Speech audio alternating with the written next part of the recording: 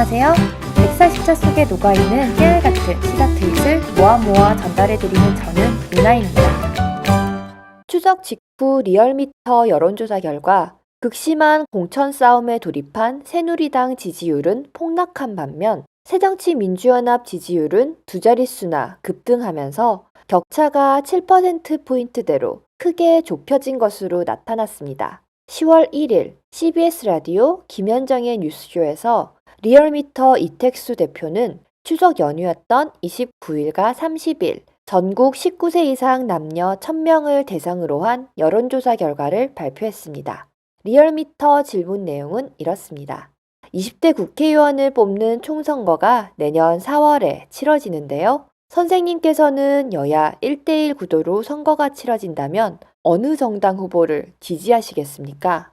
여론조사 결과 정당 지지도에서 큰 변화가 있었습니다. 내년 총선에서 새누리당 후보를 찍겠다는 의견이 37.1%로 나타났고 새정년 후보를 찍겠다는 응답이 29.9%였습니다. 추석 전인 9월 9일에는 새누리가 46%였는데 9%포인트가 빠졌고 새정년 후보의 경우는 16.8%였는데 29.9%로 대략 13%포인트가 오른 것으로 나타났습니다. 새정년의 지지율이 무려 13%포인트가 오른 점, 새누리 지지율이 상당히 빠진 것입니다. 새누리와 새정년의 차이는 29.2%에서 7.2%포인트로 22%나 줄어든 것입니다.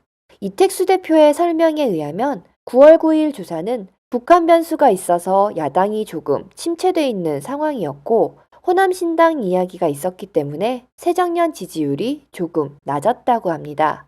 하지만 이번 추석 연휴 조사에서는 문재인 대표와 김무성 대표가 안심번호 국민공천제를 합의하면서 새정년이 그동안의 내용에서 벗어나서 기대를 모으고 있는 데다 문재인 대표 관련된 뉴스가 며칠째 계속 쏟아져 나오고 있는데 긍정적인 기사가 좀 더 많은 편이었기 때문에 당 지지율 상승도 이끌었다고 합니다. 기타 정당 혹은 무소속 후보 지지가 6.6%로 3위였고 정의당 후보 지지는 4.8%로 4위, 호남신당 후보 지지는 3.7%로 5위로 조사되었습니다. 호남신당의 경우 지난 조사에서는 5.1% 정도였는데 1.4% 떨어져 호남신당의 지지세가 확장되지 못하고 있는 것으로 나타났습니다. 지지정당을 여야 1대1 구도로 나타내보면 새누리당 후보 지지가 37.1%, 새정년과 정의당, 호남신당을 포괄하는 야권 후보 지지가 38.4%로 오차범위 내에서 팽팽한 것으로 나타났습니다.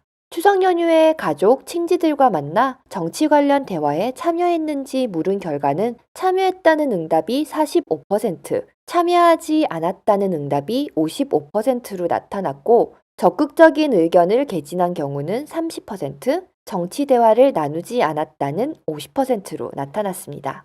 여론조사에서 문재인 대표를 중심으로 새정치민주연합이 하나가 되는 모습을 보여주자 당 지지도가 13%나 오르는 민심의 변화를 보여주었습니다. 혁신안을 통과시키고 안심번호를 도입한 국민공천제를 여야가 합의하도록 이끈 문재인 대표의 모습을 보며 국민들의 마음은 다시 돌아오고 있습니다. 지지율이 상승하는 분위기를 계속 이어가길 바라며 오늘은 여기에서 인사드립니다. 안녕히 계세요.